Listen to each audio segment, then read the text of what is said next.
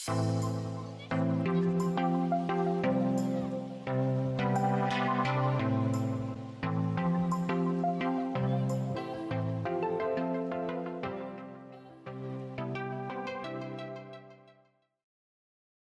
ABS way to a sociocratic organizational model. ABS stands for Alternative Bank of Switzerland.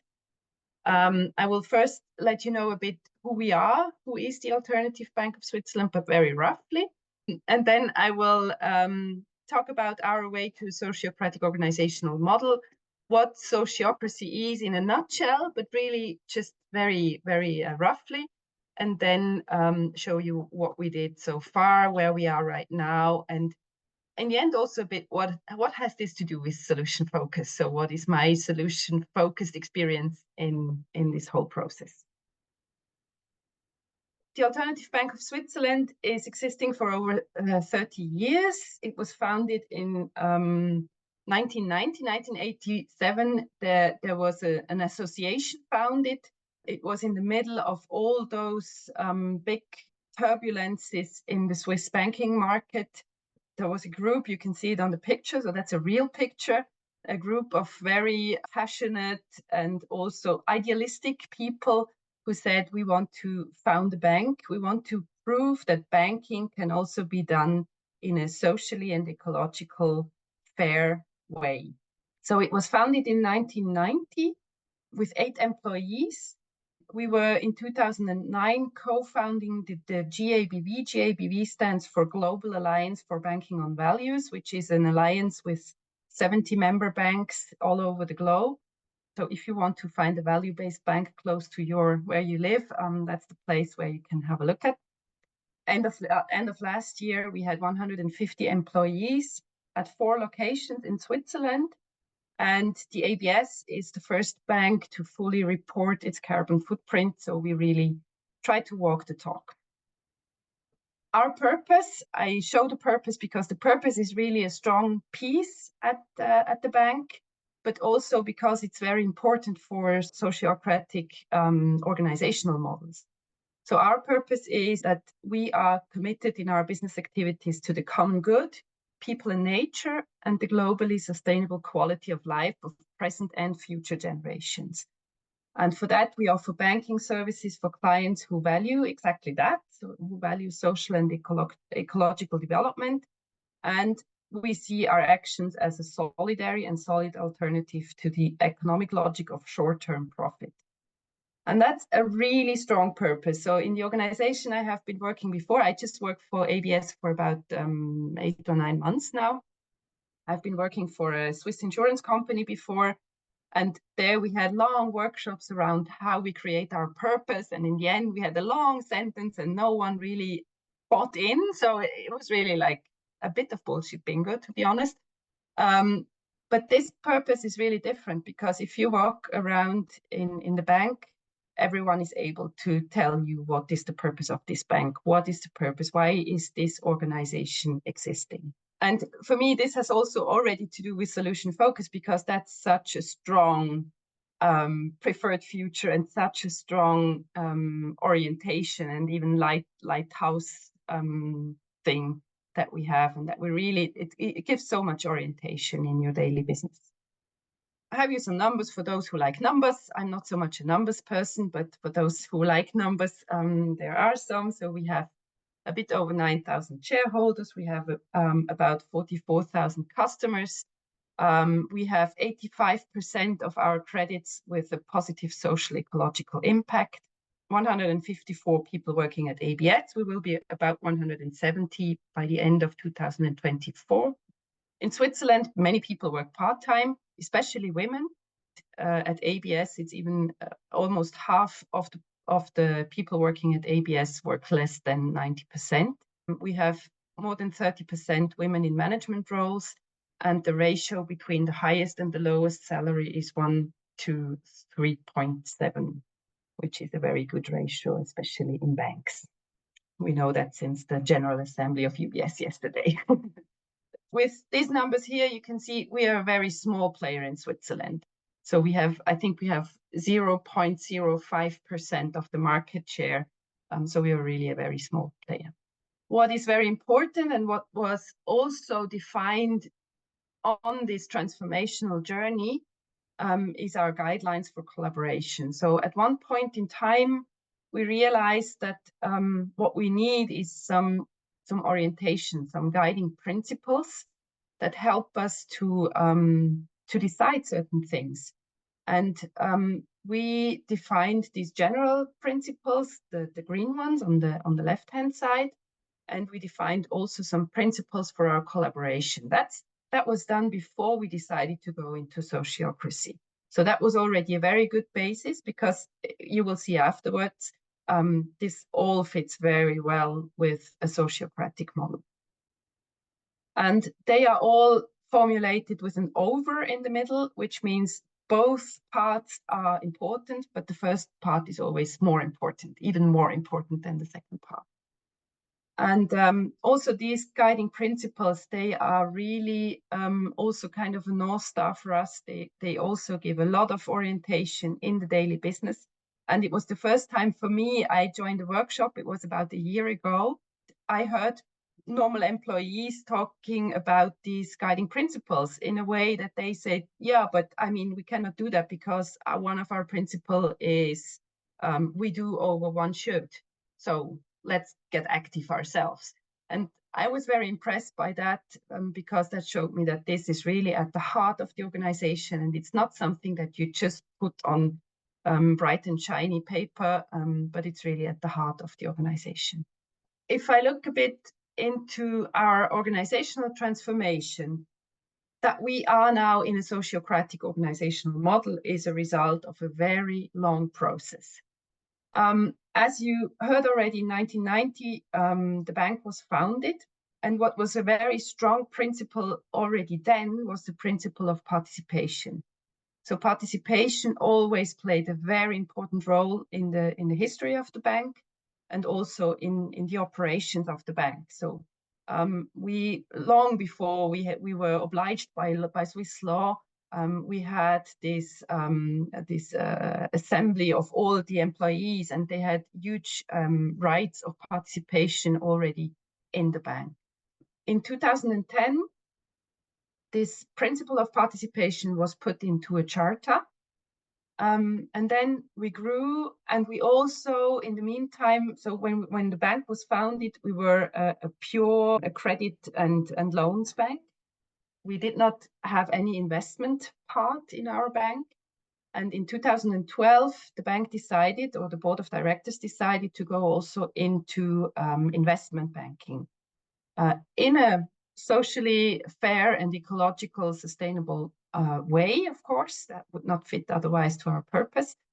This enlargement of our business activities led to a bit of a crisis in 2018. In addition to that, there was a lot of insecurity because we were going into very low interest rates. And with a bank who is not really doing speculations at the money market, who is just investing into the real economy, that was a real threat. In 2020, the CEO left, and the board of directors said, we want to have a diagnosis of our system to find out what do we need in order to be successful in the future, to be a strong bank in the future, and to have our pioneership going on in the Swiss banking market.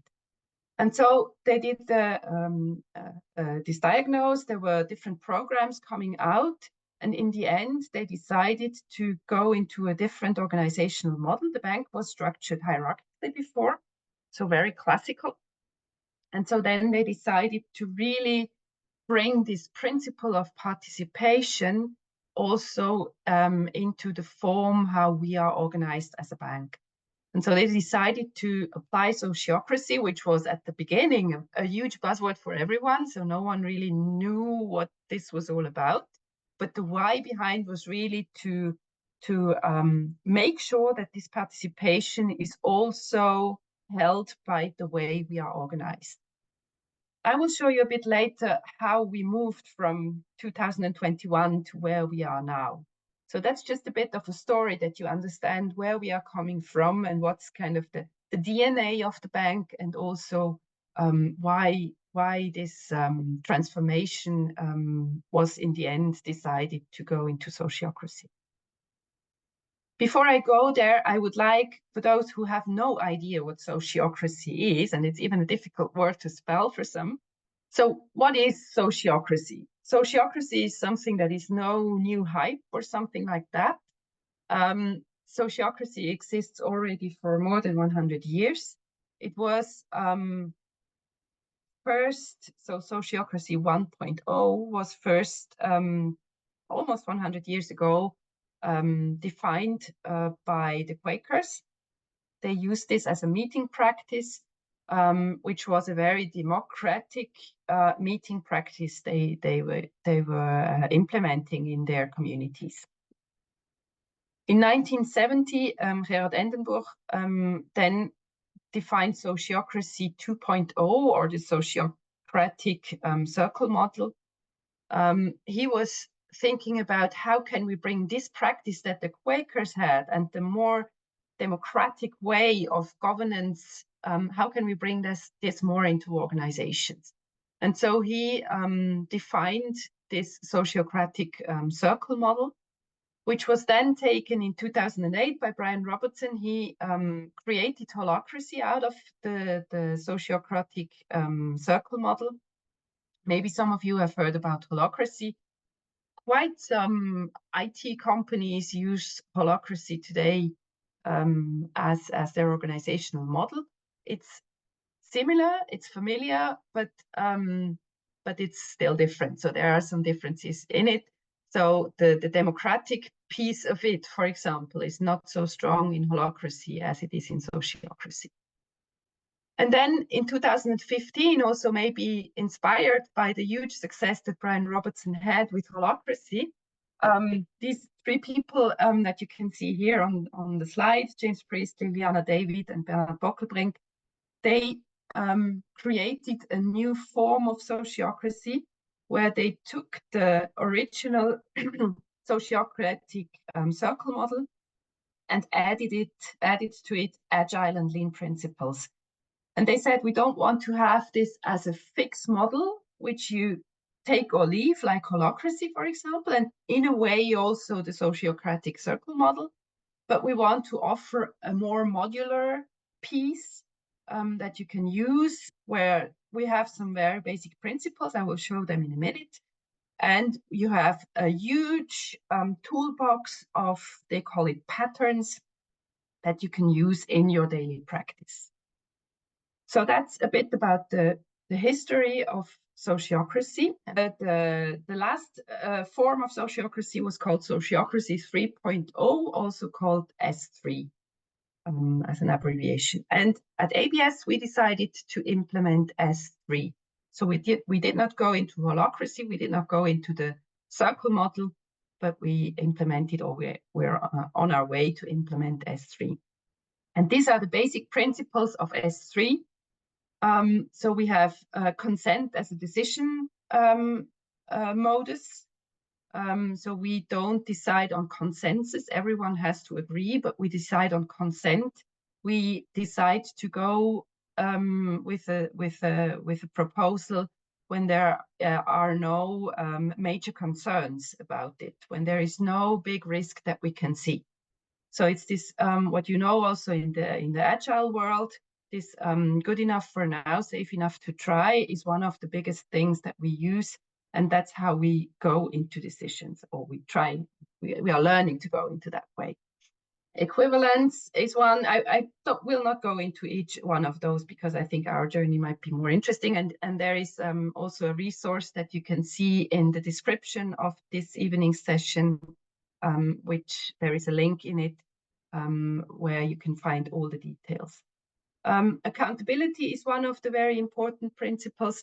That means everyone who is taking a role, so we're working not in functions, but we're having several roles, and each role has very clear accountabilities. And if I take over a role, I also say I'm really responsible for those. So I'm really being accountable for what I'm taking over. And there is also a bit the participation part in it, because that's a very strong measure to really bring people into responsibility.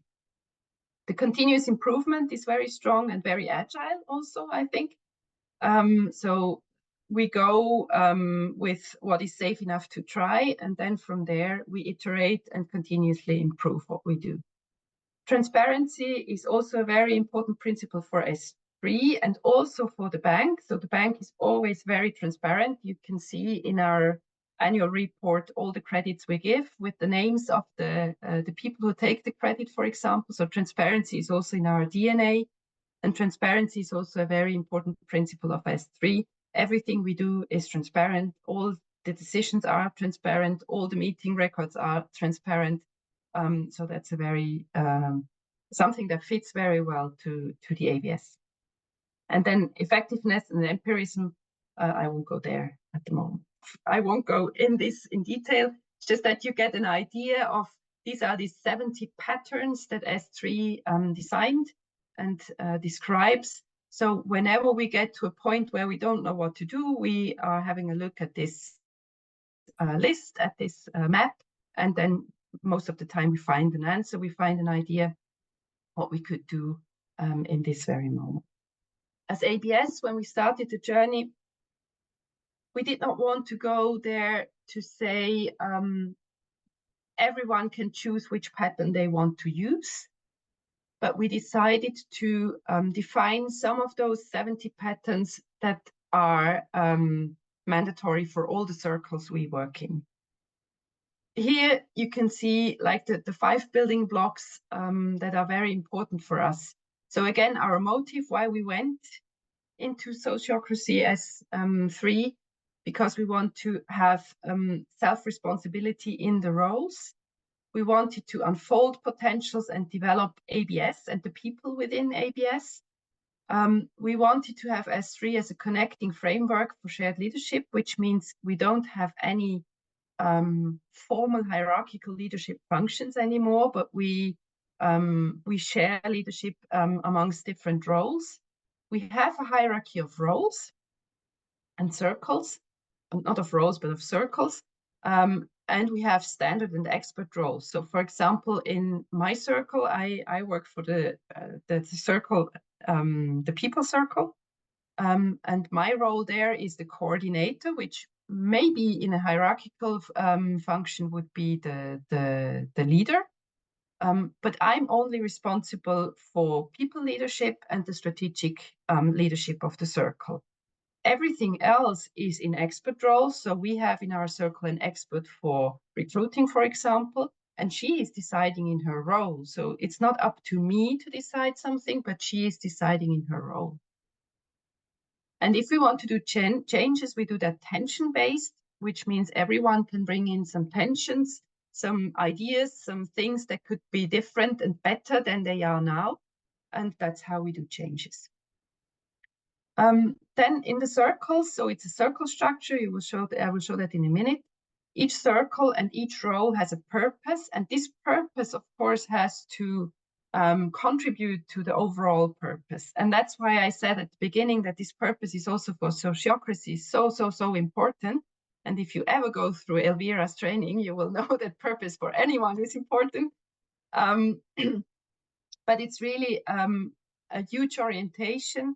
And it's very important that you know in your role that you have and that you take accountability for, why is this role existing and what is the contribution of this role to the purpose of the circle and to the purpose of the whole bank. The strategy is also kind of a hierarchical thing. So we have a hierarchy of strategy.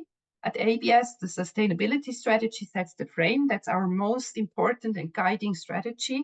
And all the circles orient their strategy on the strategy of the outer circle. So we have inner circles and outer circles.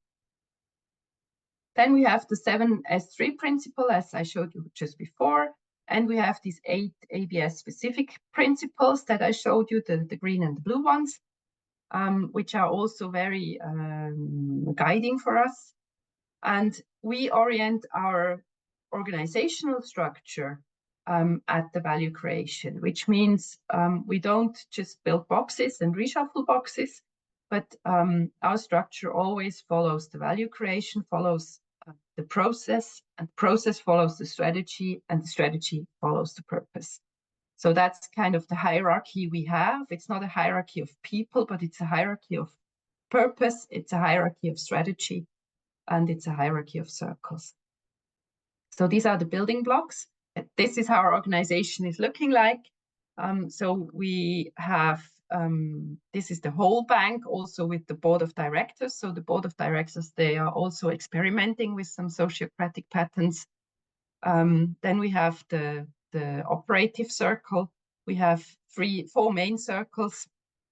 And within these circles, there are more circles. And all the circles have a double bind to the outer circle, which means we have the role of the coordinator, which is representing the outer circle in the inner circle. So that's my role in the people circle.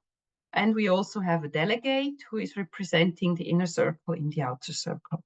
So that's also a form of shared leadership, and where you make sure that it's not depending on one person what is happening, and it's a very democratic way of governance in an organization. Our journey to this ABS 3.0, how we call it, as you saw on one of the first slides, in 2021, the board of directors decided to go into sociocracy, and they said, yeah, we just do pilots now for 1 year. To really learn and understand and find out whether this is really what we should do. These pilot circles were then evaluated. What were the experiences we made? Is it really fitting to our bank? Is it fitting to our purpose? And in 2022, the board of directors decided to go there. And since then, the work is going on. So it started with the definition of the main circle structure, where we looked at the, I was not there yet, but they looked at the value creation processes. Then the inner circles and roles were defined. And end of last year, we were finalizing our constitution, which means we wrote down the way we collaborate in a constitution, which is also next to our mission and our purpose, a very important piece of information where we can find orientation if we don't know what to do. And in parallel, all the employees were involved. We had each year now in 2022 and 23, we will have an ABS day where we share different things about sociocracy. So in 2022, it was really to make everyone familiar with sociocracy, to find out what is it all about, what impact will that have on me, what impact will that have on my work. Last year, we were going in very much into the field of trust. So what do we need in order to trust this? The final circle, or the initial circle structure was presented. And this year we will offer more like an open space, because we realized the different circles are partly in different stages. So some of them are really in it full, and they are very experienced already with all those practices. And for them, we need something different than other circles who are not so much in it, who probably need some more time to really find out what is this all about and how can we implement that, and what is the benefit for us that we have. We had many trainings about S3 and facilitation. So each circle is electing a moderator, a facilitator, and this role is also shifting from person to person. But it's always an election. It's a sociocratic election we do. And we did trainings about how to facilitate meetings. We have different meeting formats that were also trained in this training. And then we started practicing these meetings formats, I would say beginning last September, more or less. We were really going into it, and the first circles started to try it out and to experiment with it. They put people on roles, and since January 1st, 2024, we are now in our new house. That's our metaphor we use for that. So we did not really move into a new house, but we just call it our house. And that's where we are right now. Last autumn, and that's probably the solution-focused piece that I could add. So I joined last August the organization, and my role is, on one hand, I have the role of a coordinator of the people circle, and another role is organizational developer. So really to support this transformation. And in autumn, we first wanted to do some more trainings for people. And then all of a sudden we realized, do we really need more training? Is that really what we need? So in order instead of sticking to our original plan, so the dates were already fixed and people were already got saved the dates, we decided, no, we don't do any trainings anymore. What we did is we offered kind of open space formats in all the locations where people just could come and say, what are their questions? What do they need now in order to get started? Or where do they get to a point where they don't know what to do? And then we gave like hands-on help, what they could do.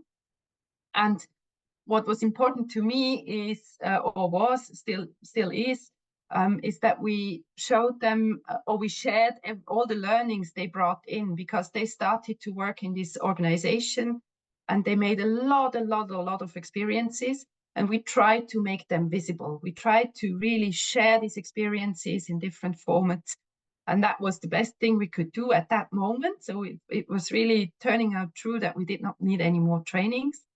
And if I look at it a bit more from a solution-focused way, with the solution-focused terms, is what we did since I joined, I can really say, is that we connected with purpose and preferred future. So we, over and over again, also on these ABS days, we told people, why are we going there? Why are we doing this? What will be different? What is our best hope? What is it that we want to achieve with that?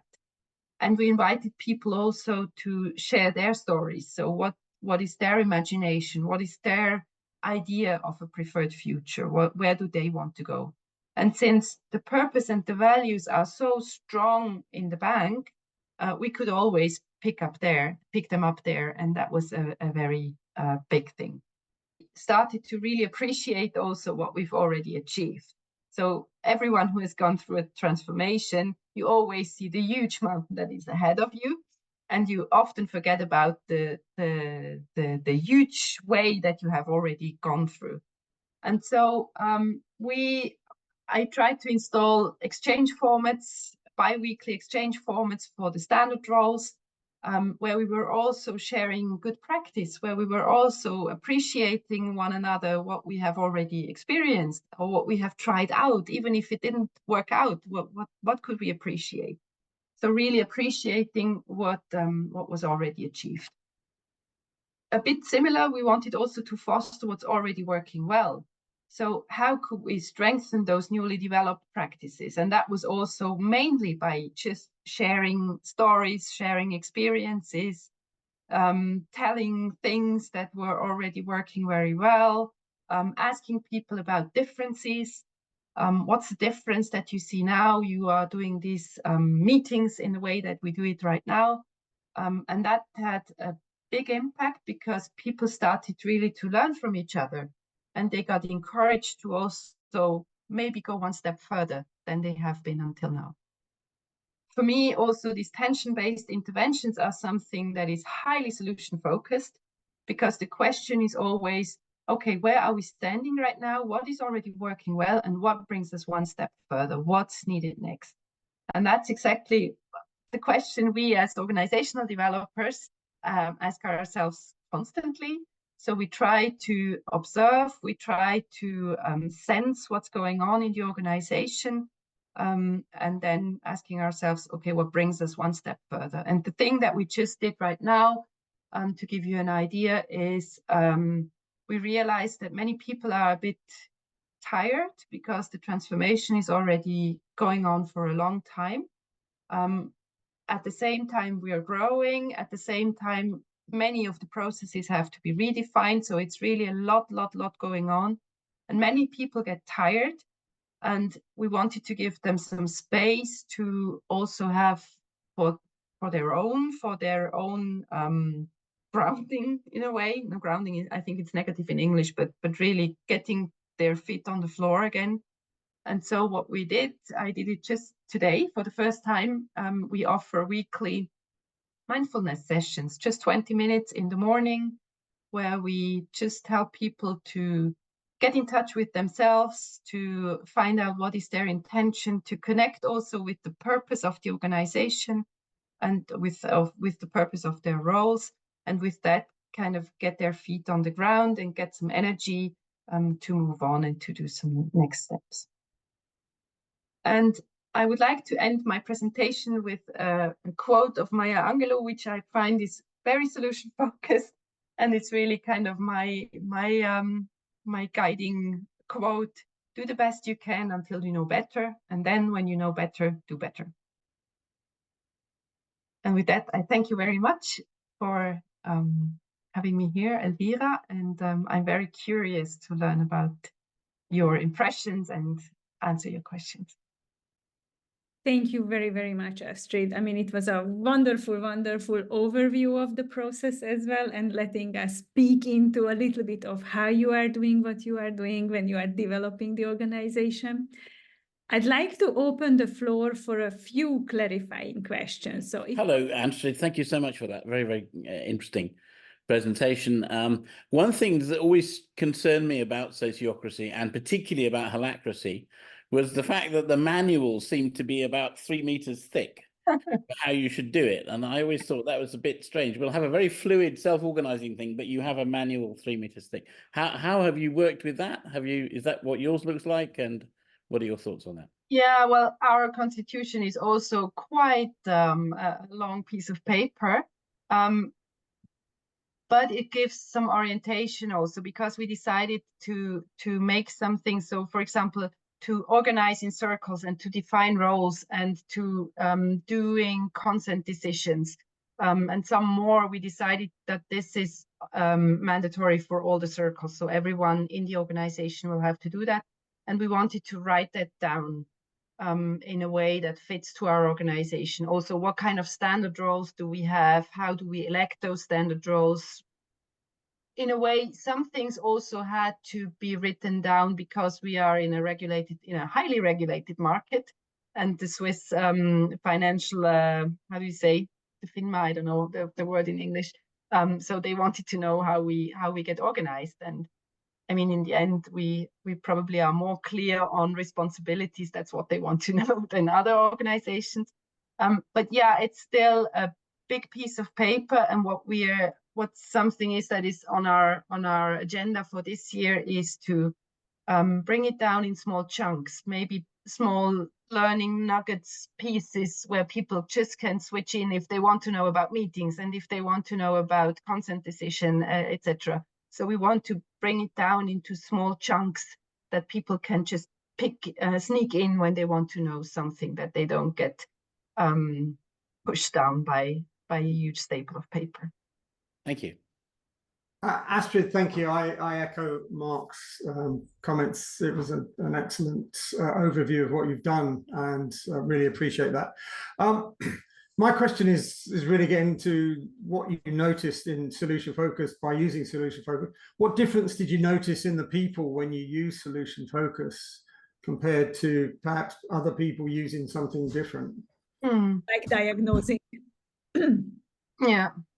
So what I realize is that, I mean, that's something I always realize when I use solution focus. It's just a different energy.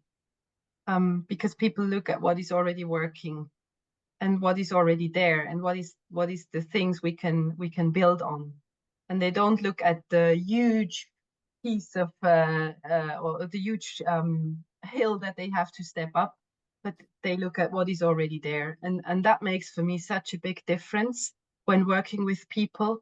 Also asking them, what ideas do you have? What have you tried out? What worked well?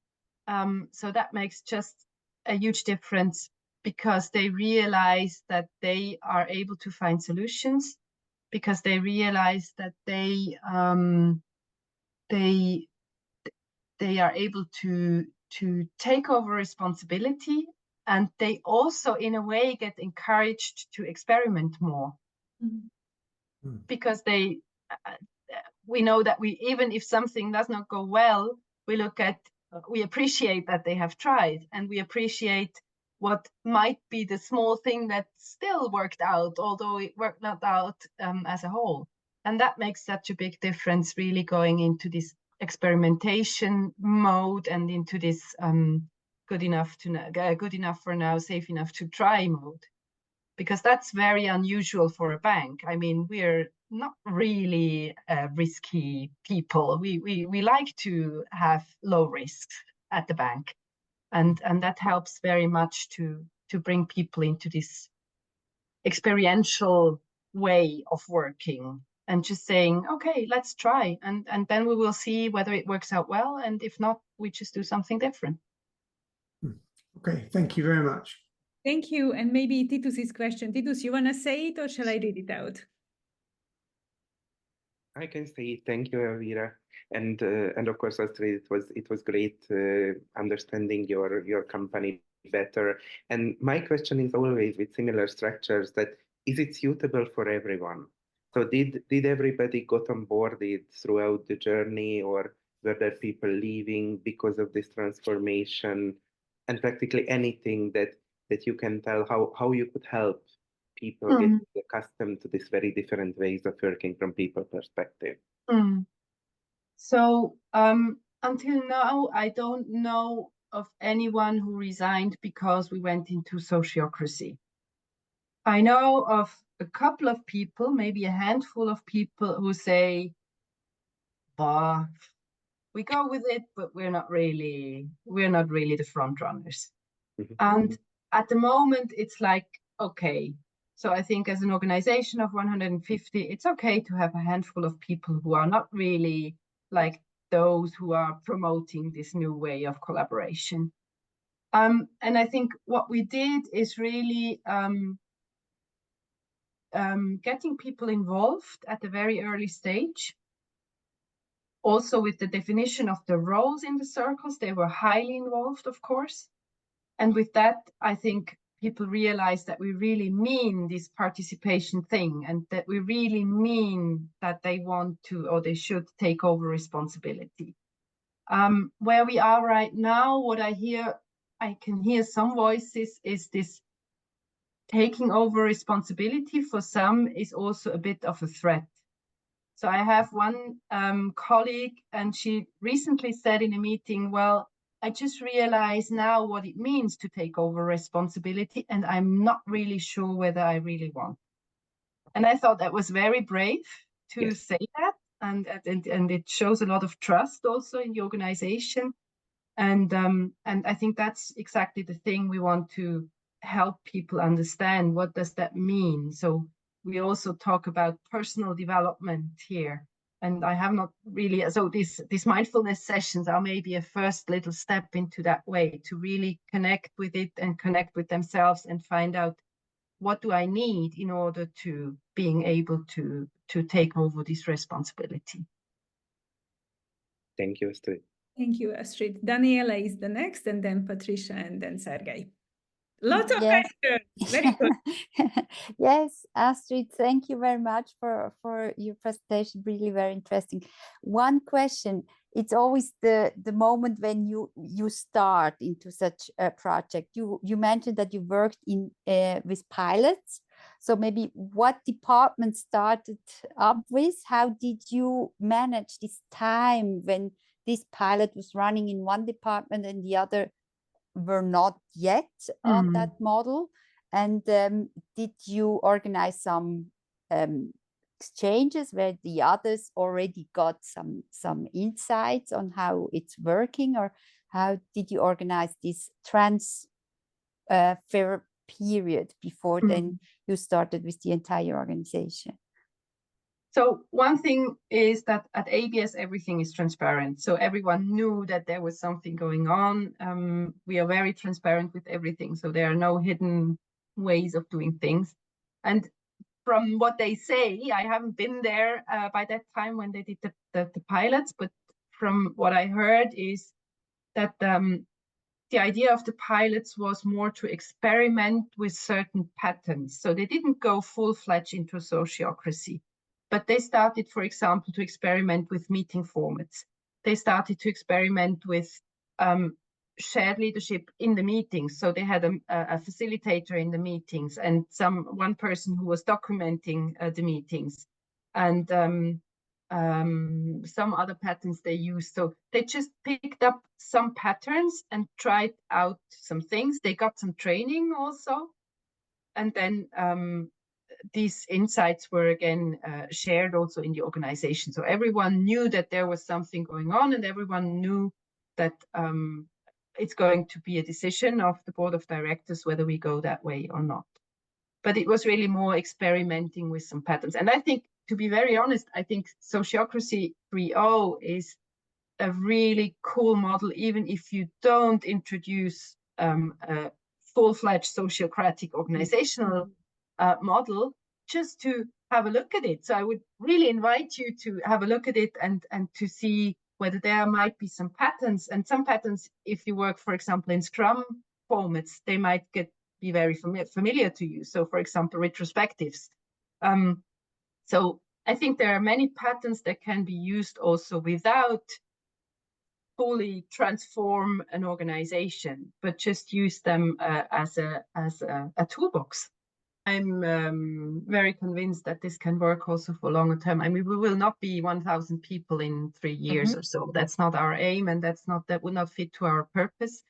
But I'm very convinced that with the flexibility the organization has, because we can anytime adapt the organization. So we can, every day we can change roles, we can define new roles, we can change circles, we can define new circles, we can delete circles.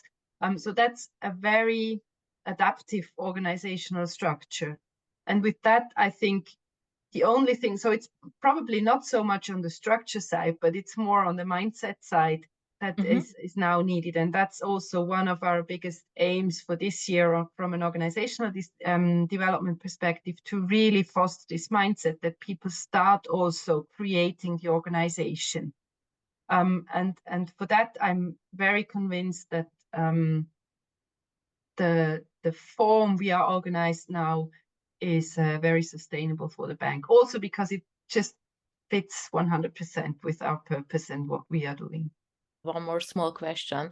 There was any outsider consultant who have the okay, and it's still there? Because I guess on our side we made a mistake here that we did not follow up with them and evaluated the progress with them.